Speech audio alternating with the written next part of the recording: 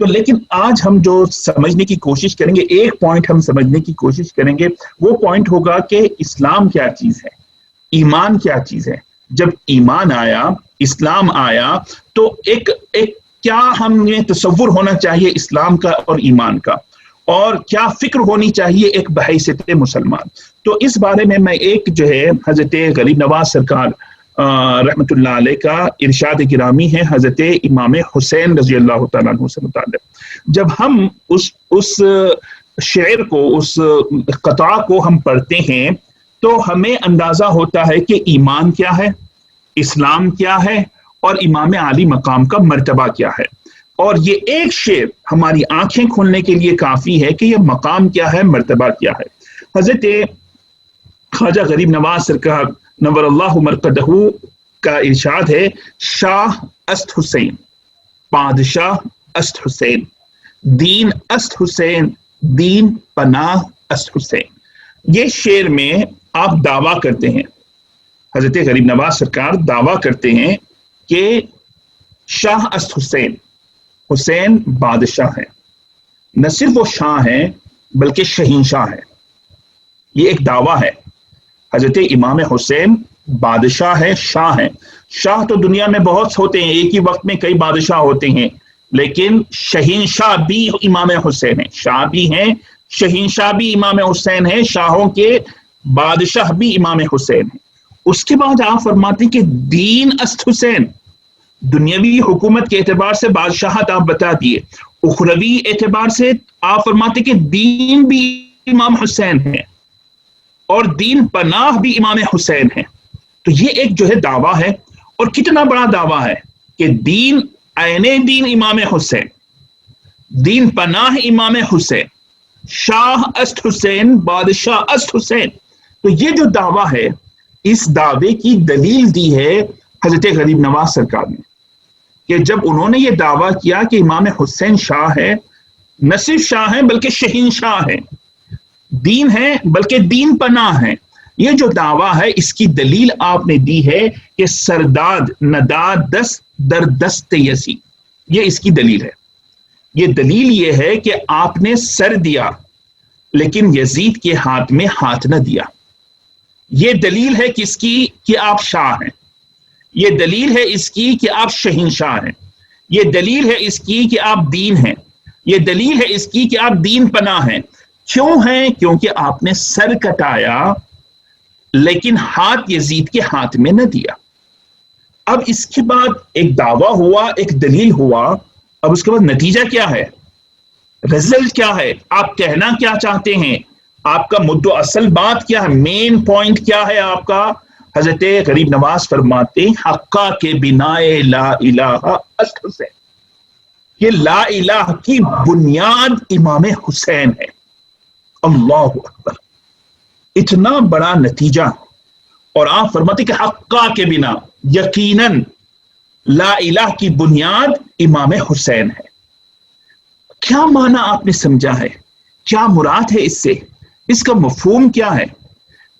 اس کا مفہوم یہ ہے کہ میں تقریریں کروں اور اہل بیت اطہار کا نام لے لوں اور اس کو یہ شعر پڑھوں اور جو ہے کچھ فشنگ کر لوں، کچھ مرید میں بنا لوں، بس یہی ہے، یہی مقصد ہے اس کا؟ یہ اس کے معنی کیا ہے؟ اس کا مفہوم کیا ہے؟ اس کا مراد کیا ہے؟ کتنی بڑی بات غریب نواز سرکار نے فرمائی ہے کہ شاہ است حسین، بادشاہ است حسین، دین است حسین، دین پناہ است حسین، اور اس کی دلیل ہے سرداد نداد دست در دست یزید، کہ آپ نے سر دیا اور لیکن یزید کے ہاتھ میں ہاتھ نہ دیا۔ تو عزیزان گرامی، جو دین اسلام کو میں بتانا چاہتا تھا، وہ ایمان جو نبی کریم صلی اللہ علیہ وسلم لے کر آئے، وہ ایمان جو صحابہ نے ہم تک پہنچایا، وہ ایمان جو اہل بیت اطہار نے ہم تک پہنچایا، وہ ایمان یہ ہے کہ جب ایمان مومن کے دل میں داخل ہو جاتا ہے تو وہ اس کا دل خدا کے عشق سے لبریز ہو جاتا ہے۔ ایمان بندے کو خدا سے ملاتا ہے، ایمان بندے کو یہ فرش والے کا رشتہ عرش والے سے جوڑ دیتا ہے۔ یہ رشتہ، یہ وہ خدا جو آسمان و زمین جس کو نہیں سما سکتے، اس خانے خدا میں، اس دل میں خدائے ذوالجلال ہو جاتا ہے۔ آ جاتا ہے. جب خدائے ذوالجلال کی محبت اس دل میں آ جاتی ہے تو اب غیر کا کوئی تصور یہاں نہیں ہوتا، غیر کا خوف یہاں پر نہیں ہوتا، غیریت کا کوئی تصور یہاں پر نہیں ہوتا کہ جو کچھ ہے صرف خدا ہے، خدا کے علاوہ کچھ نہیں ہے، بندہ ہے اور خدا ہے، خدا کے علاوہ کوئی چیز نہیں ہے. نہ کسی کا خوف ہے، نہ کسی کا ڈر ہے، نہ کسی نقصان کی فکر ہے، نہ کسی نفع کی امید ہے، کسی چیز کی کوئی چیز نہیں ہے کہ بس بندہ خدا کی یاد میں ایسا فنا ہے کہ بندے اور خدا کے علاوہ کوئی چیز نہیں ہے. یہ معنی ہے حقا کے بنا لا الہ.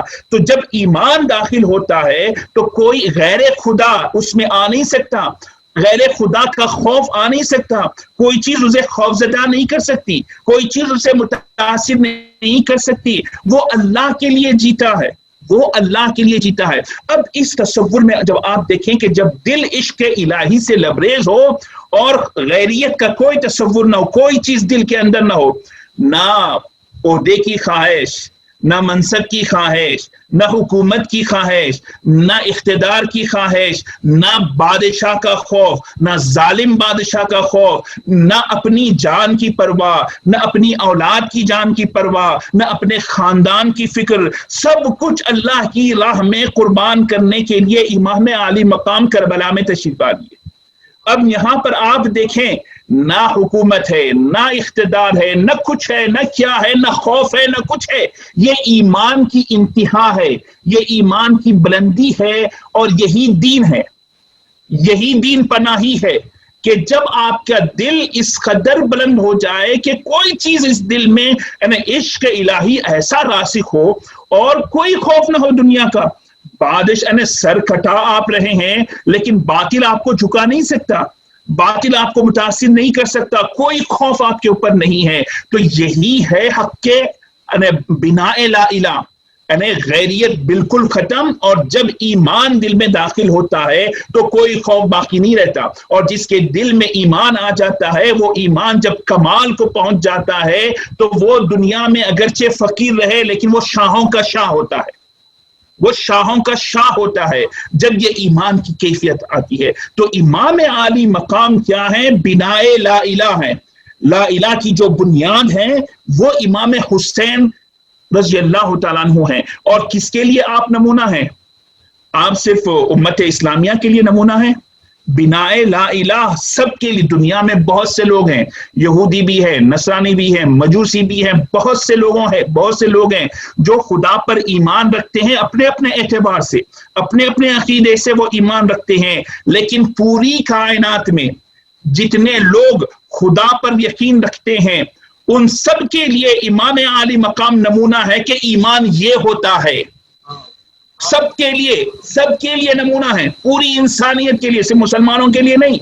دنیا میں جتنے لوگ ایمان کے دعوے دار ہیں کہ ہم ایک غیبی قوت پر ایمان رکھتے ہیں، خدا پر ایمان رکھتے ہیں، ان سب کے لیے امام عالی مقام ایک مثال ہے کہ دیکھو جب ایمان آتا ہے تو یہاں خوف غیر کا نہیں آتا.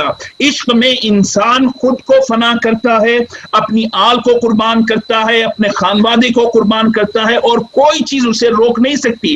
دنیا کا کوئی خوف اسے نہیں ہوتا، کوئی لالچ اسے نہیں ہوتی، کوئی امید اسے نہیں ہوتی. تو یہ امام عالی مقام کا مرتبہ ہے. ہم سمجھے نہیں ہیں، اسلام کو نہیں سمجھے، اسلام کے معنی کو نہیں سمجھے، اسلام کے مفہوم کو نہیں سمجھے، اور ان بزرگوں کا نام پاک لے کر ہم جو ہے غیر یعنی جو صحیح فکر ہمیں دینی چاہیے وہ صحیح فکر آج نوجوانوں کو نہیں مل رہی ہے.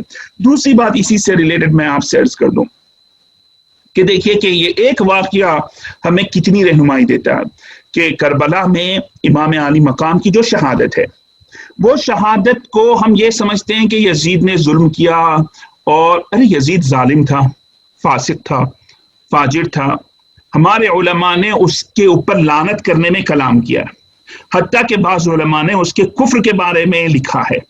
وہ جو بھی ہو، فاسق ہو، فاجر ہو، گمراہ ہو، جو بھی ہو، وہ قبر میں اللہ کو جواب دے رہا ہے، لیکن اس کی کوئی حیثیت ہے نہ اوقات ہے امام عالی مقام کے مقابل میں. اس کی کوئی حیثیت ہی نہیں ہے، اس فاسق و فاجر کی کوئی حیثیت ہی نہیں ہے امام عالی مقام کے سامنے. لیکن امام عالی مقام نے جو مثال قائم کی ہے وہ مثال کتنی اونچے درجے کی مثال ہے. آپ کیوں شہید ہوئے؟